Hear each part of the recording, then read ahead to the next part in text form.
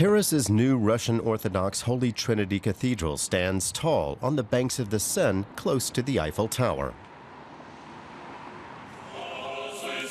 After 9 years of diplomatic haggling, it was consecrated with much pomp and circumstance by Patriarch Kirill of Moscow, with French representatives in attendance.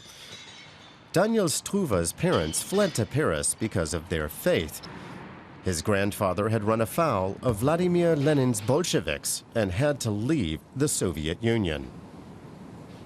Struve isn't drawn to the Russian State Orthodox Church. He feels more at home in this Western-oriented Orthodox congregation in a Paris courtyard.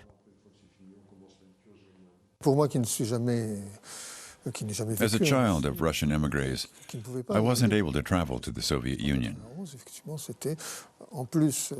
So my tie to Russia has been this church here that was built by emigres.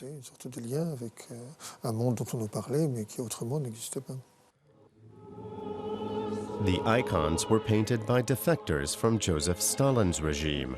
Hundreds of them came to France and made Paris a spiritual hub of the Western-oriented Orthodox faith. And France welcomed the most highly educated immigrants with open arms. Orthodox Christians have about 30 houses of worship around the French capital and another cathedral. So Struve insists a new one isn't really needed. I was opposed to a cathedral that would be entirely financed and maintained by funding from the Russian government. That'll end up as a problem for us. It'll be used to apply ideological and political pressure on the Orthodox parishes in France, and we don't want that.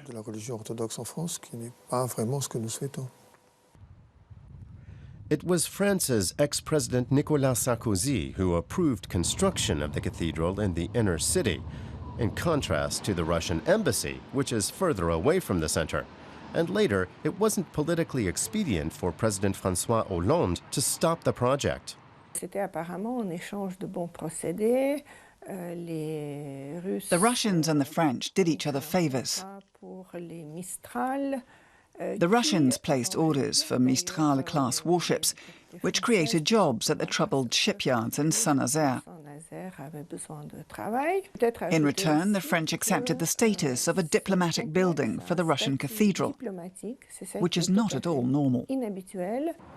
For some years now, the Patriarch of Moscow has claimed authority over the ecclesiastical buildings of the Western-oriented Orthodox congregations in all of France, saying they were built with Russian money. But there's opposition, especially in Paris.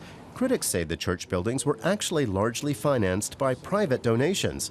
Struve says this is well documented.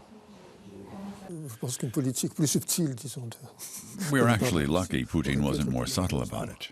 That would have been far more dangerous for our congregations. Now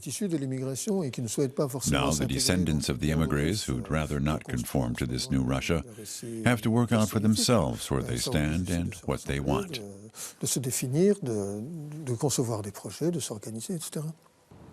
Worshippers in the Western-oriented Orthodox Church aren't all ethnic Russians.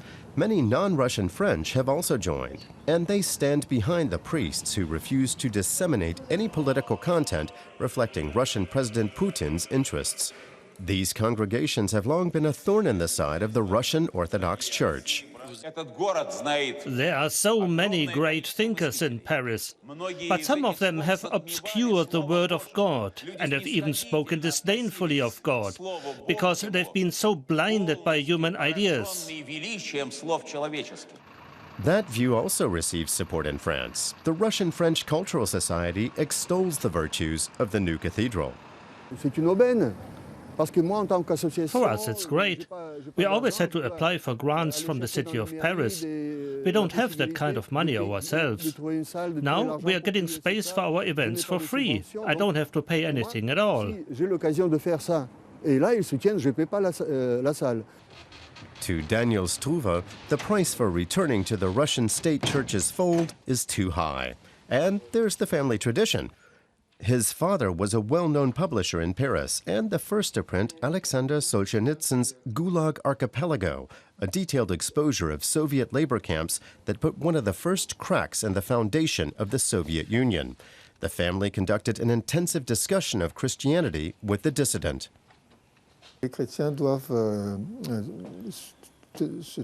Christianity means freedom. That's one of the few commandments of the New Testament. But the idea of freedom, especially in religious questions, is quite a problem in today's Russia. That's why I've got the impression that we haven't yet completed our mission here. From exile, Struve's family once stood up for freedom of worship in the Soviet Union. Now he sees his mission as unchanged, but the battlefield has come home to Paris.